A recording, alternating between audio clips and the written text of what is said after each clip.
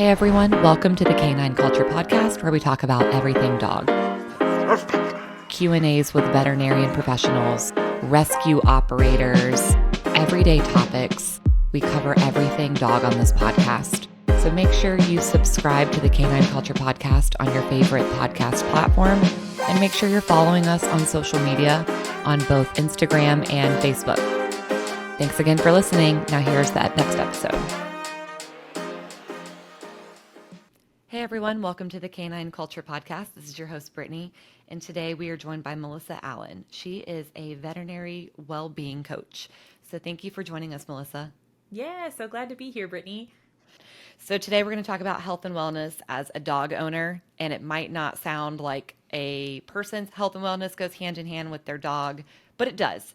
So we're going to kind of dive into that. But first, Melyssa, tell everyone, who you are, what you do, give everyone a little bit of background. Yeah, so I accidentally started two businesses. So I run, my formal title is lifestyle medicine coach because I'm double board certified in health and wellness coaching and as a lifestyle medicine professional. So I guess I should open up with what that even means, because a lot of people hear the term lifestyle medicine and they don't know what it is. But it's basically just using our health behaviors to promote our well-being. So there's 6 different pillars. We look at increasing physical activity, improving nutrition, practicing effective stress management strategies, getting healthy sleep, positive social connections, and then avoiding risky substances like tobacco, vaping, alcohol, all that stuff. So it's kind of a nice, well-rounded approach to health and well-being. And so I operate under my Melyssa with a Y umbrella because for those of you who are listening, my name is spelled with a Y instead of an I, and then I kind of played off of that. So it's a little complicated sharing when you can't see it in front of you, but if you look at the show notes, you'll be able to see it.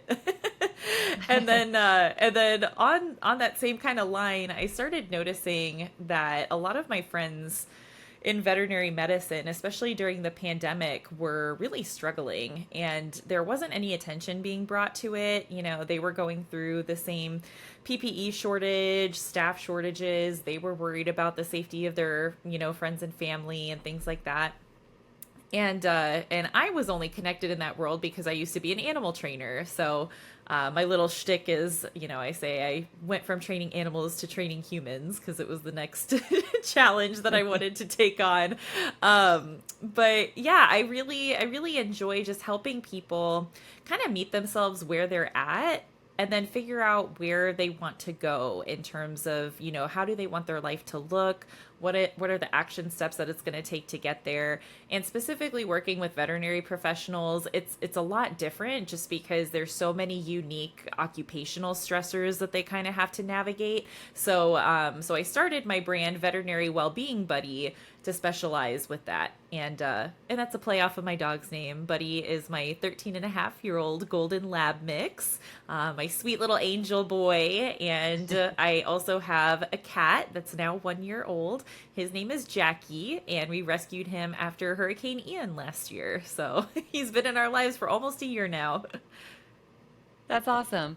Yeah, so a lot of what you talked about, I don't think people fully understand that the stressors that vets kind of face, especially during the pandemic, because vets actually got really busy. Everyone was home with their pets. They were noticing, oh, well, little Buddy has a limp.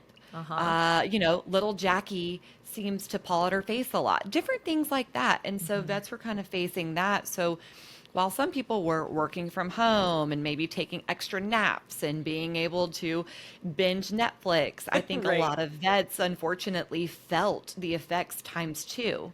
So I think that, what you did really filled that gap. And so, similarly with the owners, and that's kind of what we're going to get into today, and this is applicable for both pet owners and for vets, of course, is just like understanding the correlation between your health and wellness and your pet's health and wellness, and how having a pet, having a dog can actually be very beneficial. So, one of the things that I think most people know is that owning a pet or a dog, and we'll just kind of stick with dogs here, Yeah. but owning a dog is normally a positive impact on your health and well-being. And it doesn't have to be necessarily an emotional support dog or Right. a service animal, just generally. So do you want to talk a little bit about that? I know you have some different statistics with dog owners and that correlation there. So you want to talk about the stats of like how pet ownership positively impacts health and well-being? Yeah, so when we look at it from a lifestyle medicine perspective, we're really trying to focus on using our behaviors on a more therapeutic level. And when it comes to pet ownership, you have to take care and make sure that your dog is happy and healthy too. And you also need to make sure that they're taking their bathroom breaks. So, a lot of times, just owning a dog by nature is going to require you to get outside more, to be more active because you're going to have to walk them so they can use the bathroom. So, right there, you're already increasing your physical activity. Now, in terms of stress management, just like you shared, people have emotional support animals, but just kind of being around dogs can provide a nice calming effect. There's some literature out there, the research that shows it can lower our blood pressure, it can help to reduce our heart rate, and those are all parts of our relaxation response, which is oh gosh, not counterintuitive. It counteracts the stress response. That's the word I was looking for. So when our stress response is activated, our relaxation response gets suppressed. So when we can activate our relaxation response, it helps to suppress our stress response. So being around animals, interacting with dogs, petting them, snuggling with them, even just having them in the room sometimes has been shown to have some of those calming effects. But looking at some more of the research, there was actually a study that showed dog owners tend to be 57% more likely to reach the physical activity recommended guidelines. So I like to say, if you have healthy humans, you got happy dogs. And when we're looking at the guidelines for physical activity, that includes around 150 minutes per week of moderate intensity activity. So that's going to be where you're able to kind of carry on a conversation, but you're not going to be belting out Broadway tunes, right? You're going to be a little bit out of Hmm. breath. So, even right there, having that increase in physical activity because you're taking care of your dog is going to have a nice positive effect on your health and well being.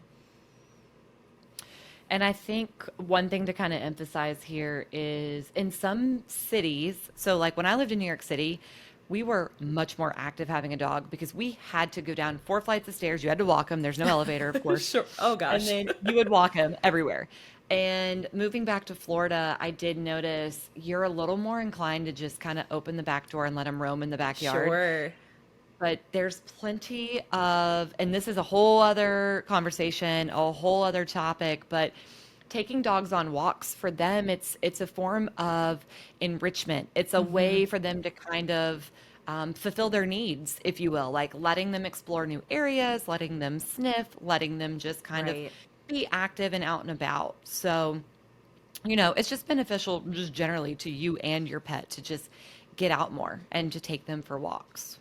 Yeah, because that's definitely going to get you some exposure and time out in nature, which also has some nice physical, mental, and emotional well being benefits for us. But not only that, when you're taking your dog out on walks, you're more likely to run into other people that are out on walks with their dogs too. So then that can also boost your social connectedness, which it's crazy because if we don't have strong social relationships and bonds and connectedness in our lives, it can actually have more of an impact on our physical well being and the negative health effects that can come from that lack of those strong supports.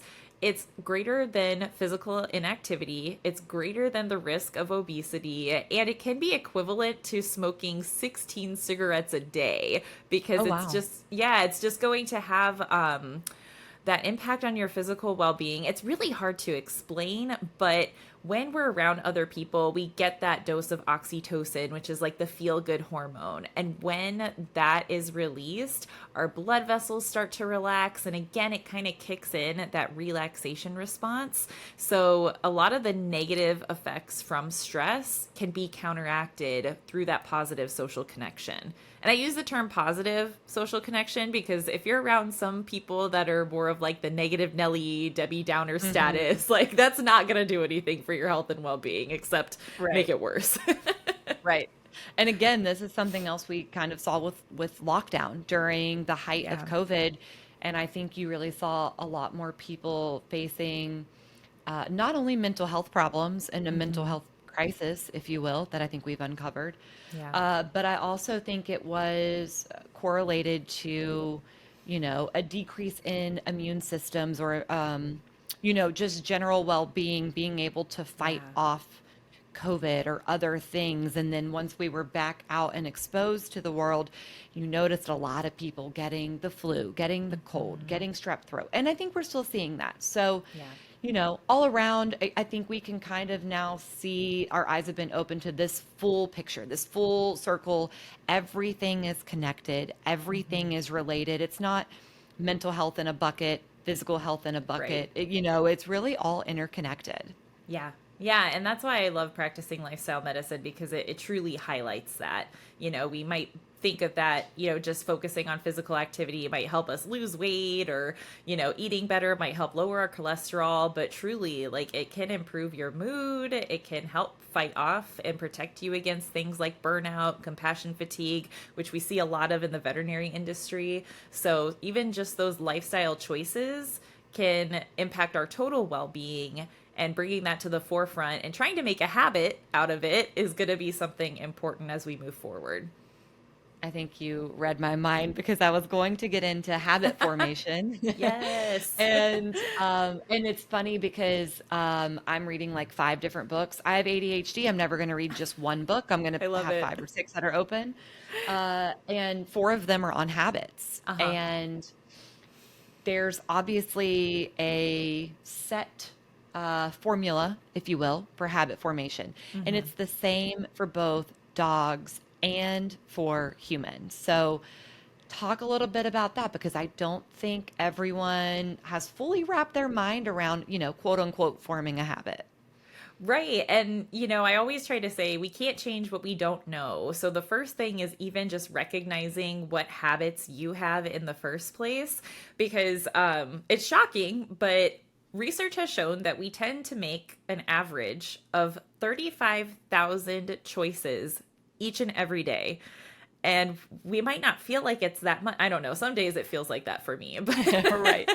but when we look, each and every action we take is a choice that we make throughout the day. But some of it we might not even recognize because we just kind of go on autopilot. It's just part of our routine, part of our day. And so we kind of have to reverse engineer when we want to make changes in our life.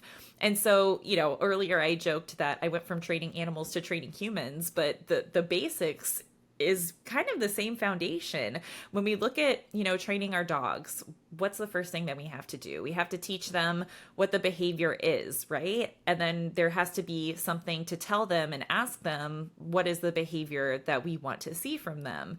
And then we follow it up with some kind of reward. And so that's kind of the framework, right? There's a cue that leads to a behavior that leads to a reward. And that foundation right there, I'm thinking on the positive reinforcement side of things. When you're looking at a reward, you're typically going to give your dog a treat when they do what you're asking them to do. And Hmm. so when we translate that over into human behavior, it's the same outline. We have some sort of cue that triggers our behaviors. And when we engage in that behavior, we might not get a treat ourselves, but there's some kind of reward that comes from it, whether we know it or not. And so we can think about an example of brushing our teeth, right? When you wake up in the morning, you've got that gross, grimy feeling, or after you've had your morning coffee, your mouth just feels kind of gross. And so that is your cue to engage in the behavior of brushing your teeth. So then you go through, you brush your teeth, and that in itself is a habit too, because I'm sure you're not thinking about each and every surface of your teeth that you're brushing over, and your mind kind of wanders. And then if you have an electric toothbrush like I do, the 2 minutes pops off and you're like, oh gosh, okay, I don't even know if I got my whole mouth clean. But then once you're done with the behavior of brushing your teeth, spit out your toothpaste, look in the mirror, give yourself a big smile, and it's all minty fresh. And so that fresh, clean feeling is the reward. And when we experience that reward, it's going to reinforce the cue for the next time our mouth feels gross and grimy. We'll be more likely to brush our teeth. And then that is called the habit loop, from the cue to the behavior to the reward. And that essentially becomes ingrained as a pathway in our brain. So all of our neurons kind of, fire together to reinforce that habit loop, so that over time, we don't have to think about what we're doing. It just becomes part of our everyday kind of routine. So the good thing about habits is that they're learned. The bad news is that it takes a while to learn habits. So it could take a while to unlearn habits that you've also built over time and want to make changes with. Right. Yeah. And I think sometimes it's, even though it's the same process for training your dog, it is sometimes difficult. And the difficulty there, I think, lies in your consistency. So if you're tired or you've had a long day, maybe you don't want to spend 5-10 minutes on working on place or working on sit or down. And so I think a lot of it stems from us. And then I think one of the other issues is the fact that, our dogs can't communicate. So Right. There's definitely like fatigue if you work for too long one day, or if you're kind of just doing the same thing over and over. Maybe it's not a high value treat that's the reward, or maybe the reward is just a pet on the head and they're like, I'm done with pets, I don't need any more pets. So I think it can get difficult, kind of creating those habits and training your dog, but it is the same. And I think kind of the lesson there, just like with you brushing your teeth when you wake up, that's a consistent pattern you've had probably your whole life. Right. Same thing with dogs. It's just that building that consistency. So always making sure that you're giving that same cue, that you are always asking for that same behavior. You're not asking for several behaviors. I've mixed that up before, trying to add a few behaviors in there. And then that you're always doing some kind of reward, whether it's verbal, whether it is a treat, which, we don't want to do too many treats, but essentially just staying consistent. And so one thing to think about, and you kind of mentioned this in some notes that you'd sent me, is who's training who. Oh, yes. And talking about how our patterns influence our pets. And one thing that there's a couple that I've noticed with me, but since, I guess really since lockdown, I started working out in my garage every morning. And I didn't realize my dogs knew it until recently. I've put up gates. Like, you can't get to the garage door unless you get over the gates. Okay. So in the mornings we wake up and the dogs' first habit they recognize is they go to the Keurig and they sit there and they know I'm going to make coffee. That's funny. Second habit is they go to the gate to be picked up, to be put over the gate. And so I didn't even know I was like teaching this habit. And again, it's a habit for me, so I wasn't even thinking twice about it. Yeah. And I've even interrupted my own habit. Now I'm trying to run 4 or 5 times a week. So I'm not always going to the garage. So the dogs will sit there and wait to go work out with me. And they're like, wait, no, this is what They're we're like, "This supposed isn't to right." do at like 5:30. Like, what are we doing right now? So it's kind of funny that you mentioned that in your notes. You've probably seen some similarities with like you accidentally training Buddy to do something. Oh yeah, it's so true, because again, like it's about that awareness of our patterns, right? In the first place, we got to realize what it is that we're doing, and those environmental cues will sometimes influence our pet's behavior as well. So one really funny story in particular was I didn't realize that as it was approaching, Buddy's breakfast time or Buddy's dinner time, I guess I always started asking him, "Are you hungry?" Like, "Oh, Buddy, are you hungry?" Like, "Oh, you ready for breakfast?" And so like there was one day where my now fiance, like, he was talking to me in the kitchen and he just casually asked me, "Hey, are you hungry?" And Buddy bolted for his crate. And it was like midday. It wasn't any time like around his normal feeding times for breakfast or dinner, but he heard it and he was like, yes, I'm gonna get fed right now. And so I felt bad because I didn't even realize that I had conditioned him to recognize that phrase.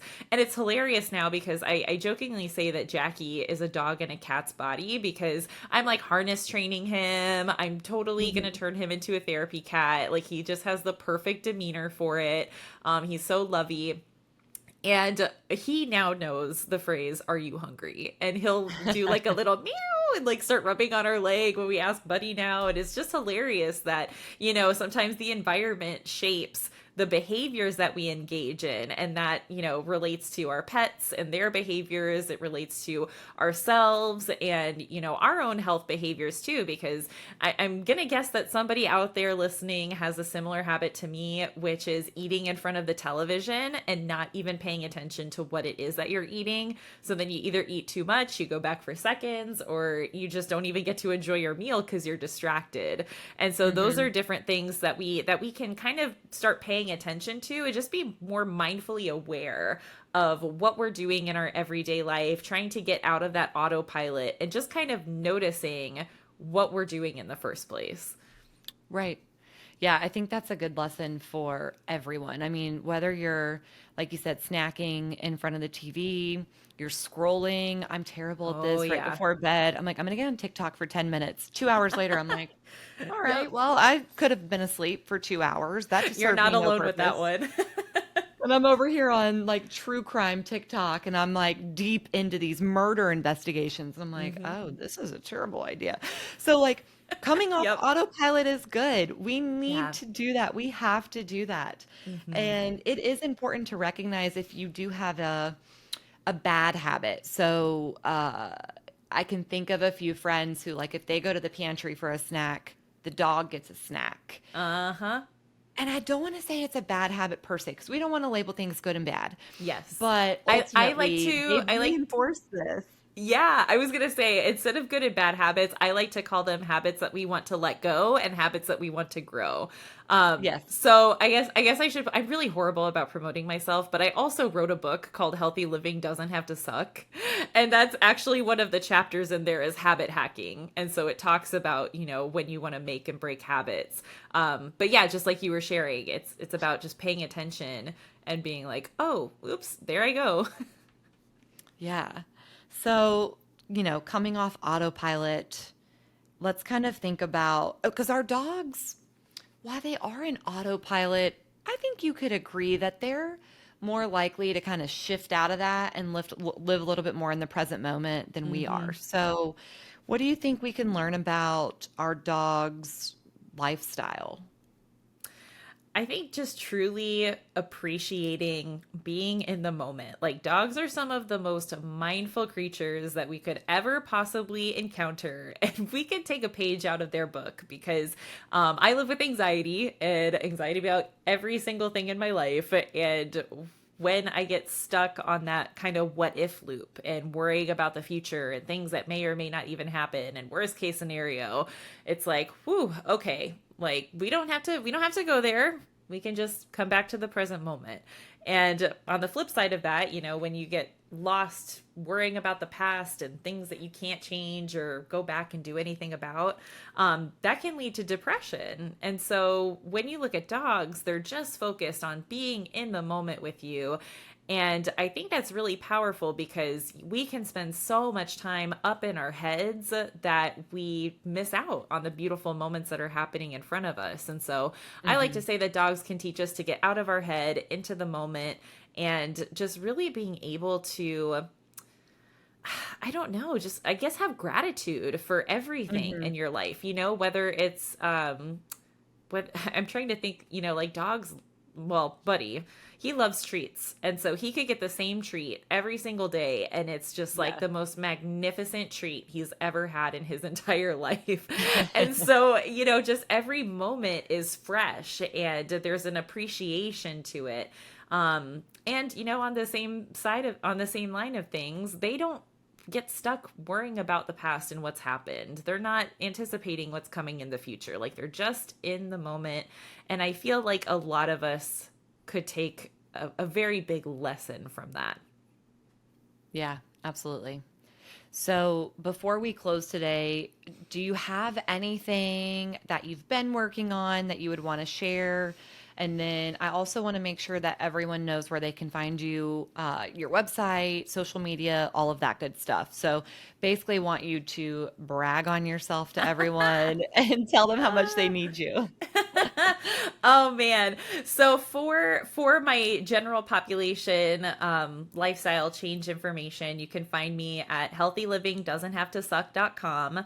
I'm also on Instagram, Healthy Living Doesn't Have to Suck, and also my personal Instagram, Melyssa with a Y. For the veterinary side of things, you can find me at veterinarywellbeingbuddy.com. Same with the Instagram handle. But yeah, I mean, I just, like I said, I love helping people meet themselves where they're at, just accepting that this is where we're starting, figuring out where you want to go.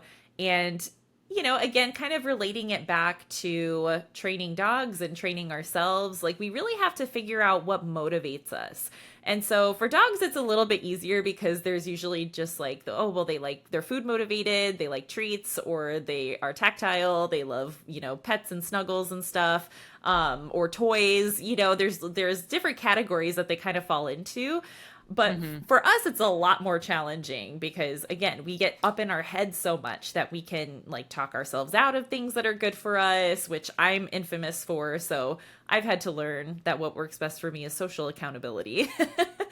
And, just that's part of the process, is just finding what motivates you, accepting and looking forward to where you want to go instead of feeling defeated, and like really trying to have those shifts in mindset, lifestyle, and behavior that are going to help you get to where you want to go.